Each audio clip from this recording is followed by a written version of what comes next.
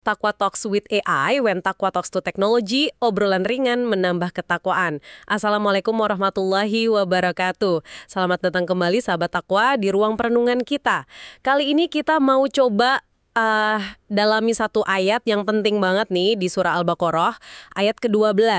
Bunyinya kan, ala innahum humul mufsidun walakin la yash'urun.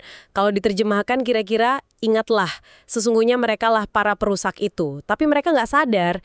Nah, misi kita kali ini, kita pengen banget paham bareng-bareng dengan panduan para ulama tafsir tentunya, siapa sih sebenarnya mufsidun ini? Si perusak ini. Dan yang bikin penasaran, kenapa kok dibilang la yash'urun, nggak sadar gitu. Gimana peringatan ini relevan banget buat kita sekarang. Yuk kita mulai aja pendalaman kita. Oke, ayat 12 ini kan posisinya pas banget ya setelah ayat 11. Di ayat 11 itu kan ada dialog ya kan? Dikatakan ke mereka, jangan bikin kerusakan dong di bumi. Mereka malah jawab, justru kami ini yang bikin perbaikan. Innama nahnu muslihun. Nah, ayat 12 ini rasanya kayak jeger jawaban langsung gitu ya.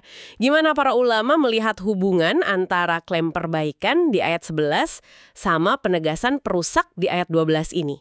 Betul sekali. Hubungannya itu sangat erat dan langsung. Ayat 12 ini benar-benar respons ilahi. Penegasan langsung dari Allah buat klaimnya orang-orang munafik di ayat 11. Jadi pas mereka dilarang bikin fasad, kerusakan, malah ngaku jadi muslihun, pembawa perbaikan, Allah nggak diam aja gitu. Langsung dibantah tegas di ayat 12 ini.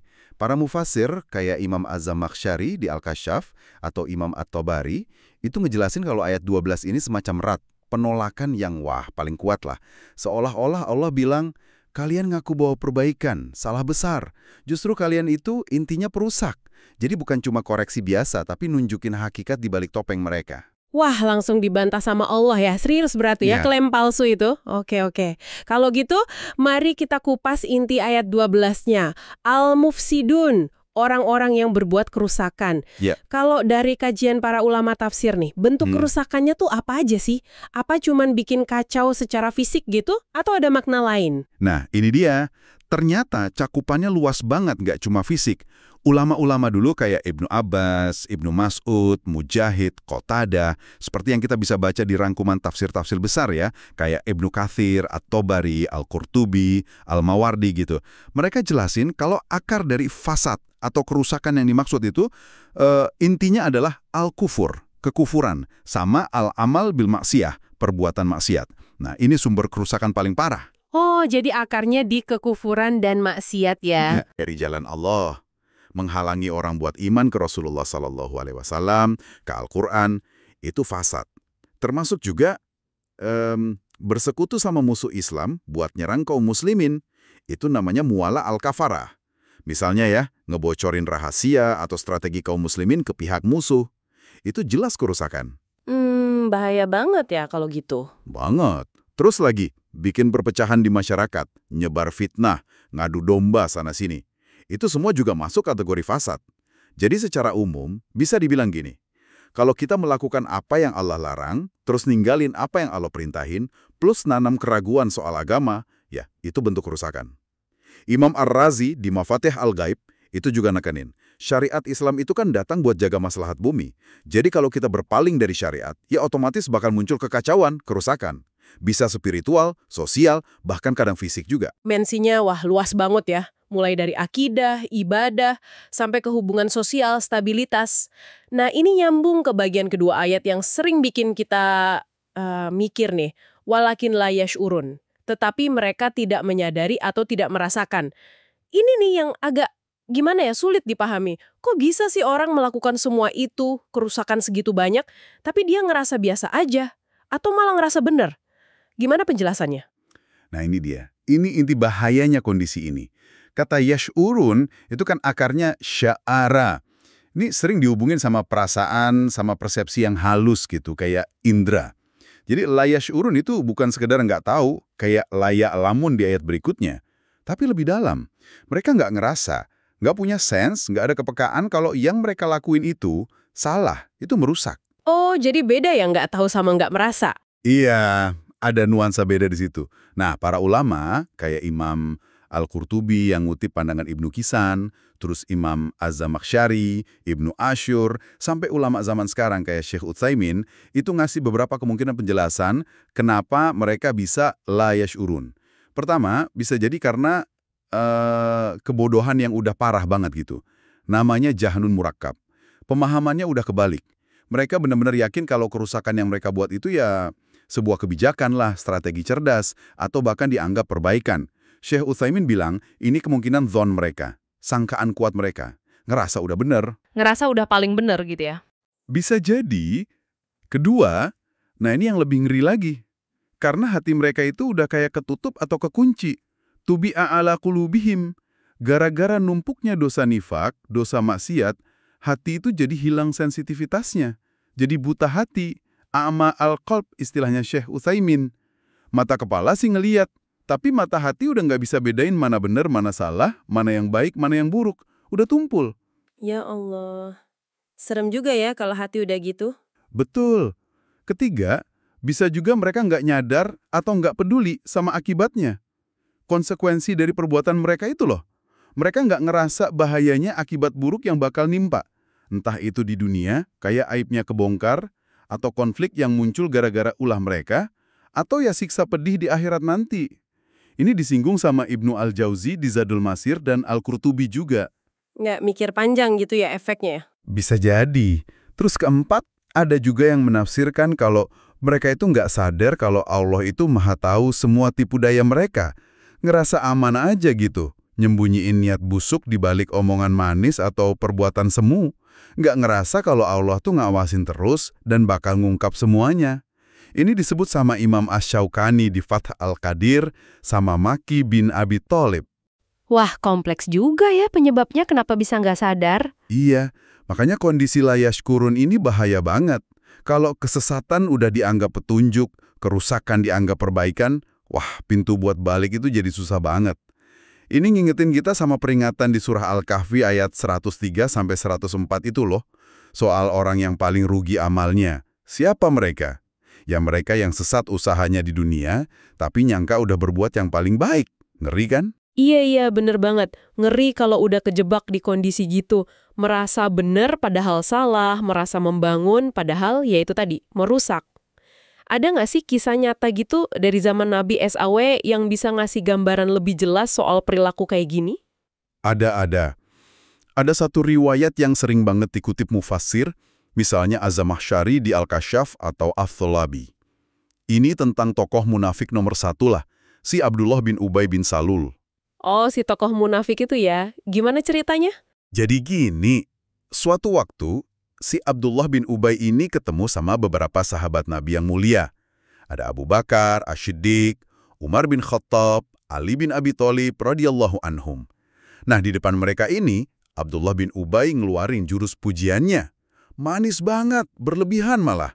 Ke Abu Bakar, dia panggil pemimpin Bani Taim, Syekh Islam, sahabat Rasul di Goa. Ke Umar dia sebut pemimpin Bani Adi, Al-Faruq, yang kuat agamanya. Ke Ali, dia sapa, putra paman Rasulullah, menantunya, pemimpin Bani Hashim. Wah, pinter banget ya ngomongnya. Manis banget kedengerannya. Iya kan? Kelihatannya baik banget. Tapi begitu dia balik lagi ke kelompoknya, ke geng munafiknya atau sekutunya, dia malah ngomong dengan nada bangga gitu. Gimana kalian lihat caraku ngadepin orang-orang bodoh itu? Terus dia negesin ke kelompoknya, sungguh kami ini bareng kalian kok. Persis kayak yang nanti digambarin di ayat 14 Al-Baqarah itu. Innama akum, innama nahnu mustahziun. Kami sama kalian kok, kami cuma ngejek mereka aja. Astagfirullah. Jelas banget ya dua mukanya. Jelas banget. Nah, kisah ini jadi contoh nyata gimana orang munafik itu bisa nunjukin satu muka di depan orang beriman, tapi nyembunyiin niat busuk dan permusuhan, terus nunjukin muka aslinya di belakang. Mereka mungkin nganggap sikap kayak gini tuh cerdik, strategi biar aman, tapi Allah nyebutnya fasad, kerusakan. Kenapa? Ya karena itu ngerusak kepercayaan, ngerusak tatanan sosial. Dan bisa jadi, dalam kebodohan atau kebutaan hatinya itu, dia nggak merasa sama sekali, la yash'urun, kalau yang dia lakuin itu kerusakan serius. Subhanallah, contoh yang Waduh, gamblang banget ya. Gimana kerusakan bisa dibungkus rapi itu. Oke, balik lagi nih ke redaksi ayat 12-nya. Ala innahum humul mufsidun. Ini kalau dilasain, kayak ini ada penegasan yang kuat banget di sini ya. Bukan cuma ngasih tahu biasa. Apa sih rahasianya di susunan kalimat ini kok bisa setegas itu? Tepat sekali. Ahli balaghah, ahli retorika Arab, sama mufasir kayak Az-Zamakhsyari, Abu Sa'ud, Al-Alusi, Ibnu Asyur, terus An-Nasafi, Al-Biqai, itu ngurai beberapa elemen penekanan, takkid, dalam frasa pendek ini. Gimana tuh detailnya? Pertama, dimulai pakai Allah. Ini bukan cuma kata sambung biasa loh. Ini harf tanbih, huruf buat ngasih peringatan atau penegasan. Fungsinya tuh narik perhatian penuh, nunjukin kalau info setelahnya ini pasti dan penting banget. Kayak Allah bilang, "Woi, perhatiin baik-baik, camkan ini." Oh, jadi Allah itu udah penegasan awal ya? Betul. Kedua, ada inna. Nah, ini partikel penegas atau harfu taukid yang paling umum lah di bahasa Arab buat ngilangin keraguan. Makin tegas lagi. Ketiga, nah ini yang signifikan banget, ada humu. Ini namanya domir fasl, kata ganti pemisah. Ditaruh antara subjek, isim inna, sama predikat, khobar inna. Fungsi utamanya di sini buat takkid lagi, menguatkan, dan ngasih makna hasr atau qasr, pembatasan atau penghususan. Maksudnya penghususan gimana tuh? Jadi, innahum humul mufsidun, itu artinya tidak cuma sesungguhnya mereka adalah perusak, tapi lebih kuat lagi. Sesungguhnya merekalah, dan hanya merekalah para perusak yang sejati. Nah ini kayak ngebalikin klaim mereka di ayat 11 kan, yang bilang, innama nahnu muslihun, hanya kami pembawa perbaikan. Allah justru ngebalik, malah mereka yang terbatas cuma jadi perusak aja. Wah, dibalikin langsung ya klaimnya. Iya. Terus keempat, kata al-mufsidun itu sendiri sebagai predikat khobar bentuknya definit, ma'rifah, pakai alif lam kan? Nah, dalam kaidah balaghah, kalau khobarina bentuknya ma'rifah terus didahului dhamir fasol kayak hum tadi, itu makin memperkuat makna pembatasan qasar. Jadi, kombinasi dari ala, inna, dhamir fasol, hum, sama khobar ma'rifah al-mufsidun ini, wah, bikin penekanan yang berlapis-lapis. Nunjukin kepastian status mereka sebagai perusak di mata Allah, dan nunjukin gimana Allah ngebantah keras klaim bohong mereka. Ini udah pernyataan final, nggak ada celah buat ragu lagi. Luar biasa ya. Detail banget struktur bahasanya Al-Quran. Pesannya jadi kuat banget. Penekanannya nggak main-main.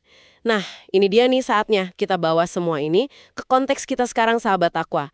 Apa ya kira-kira pelajaran inti atau refleksi yang paling kena buat kita di zaman sekarang dari ayat 12 Al-Baqarah ini? Iya, ayat ini benar-benar kayak cermin gede ya, yang perlu sering-sering kita pakai ngaca. Mungkin ada beberapa poin penting nih buat kita renungkan. Pertama, waspada sama self-deception, nipu diri sendiri. Kita ini gampang banget loh, ngerasa udah bener, ngerasa niat kita baik, ngerasa yang kita lakuin ini buat perbaikan. Tapi ayat ini ngingetin, jangan-jangan tanpa sadar, layash urun, tindakan kita, omongan kita, atau bahkan pikiran kita, malah ikut andil bikin kerusakan. Entah ngerusak iman, ngerusak hubungan, atau ngerusak tatanan. Makanya penting banget buat terus muhasabah, introspeksi, dan mau dengerin masukan orang lain. Introspeksi terus ya kuncinya. Betul. Kedua, bahaya kebutaan hati. Ama al-tol. Penyakit hati itu loh. Kayak ragu syak, munafik nifak, iri dengki hasad, sombong, cinta dunia kebangetan. Itu semua bisa bikin hati keras dan buta. Akibatnya, kita kehilangan kepekaan, syuur tadi, buat bedain mana yang hak, mana yang batil. Yang salah bisa kelihatan bener, yang bener malah dianggap aneh atau salah. Jadi kita perlu terus usaha bersihin hati kita nih. Benar banget. Susah kalau hati udah sakit ya. Iya.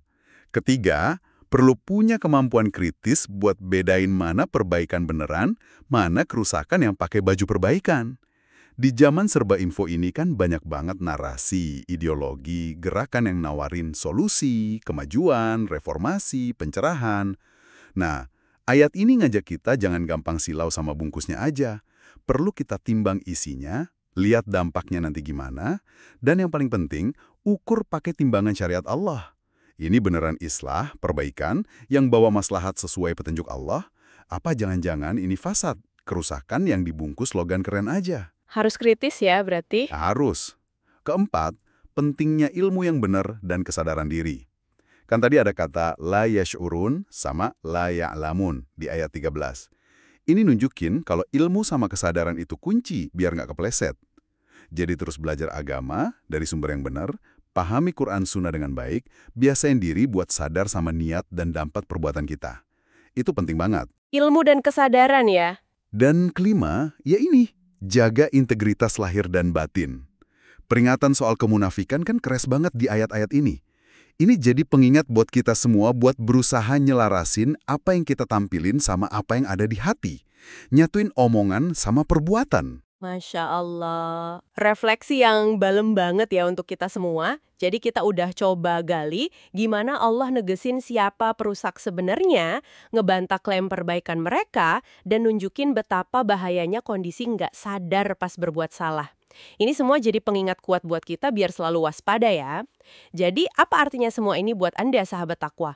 Nah, sebagai bahan renungan terakhir nih, coba yuk kita pikirin bareng-bareng. Sadar betapa bahayanya kena penyakit nggak sadar pas bikin kerusakan ini? Langkah konkret apa ya yang bisa kita mulai lakuin hari ini juga buat ngelatih kepekaan hati, syuur kita biar sejalan sama definisi perbaikan islah yang sebenarnya menurut Allah, bukan sekedar perbaikan menurut pandangan kita atau hawa nafsu kita yang terbatas ini. Semoga obrolan kita kali ini nambah ketakwaan dan kesadaran kita ya.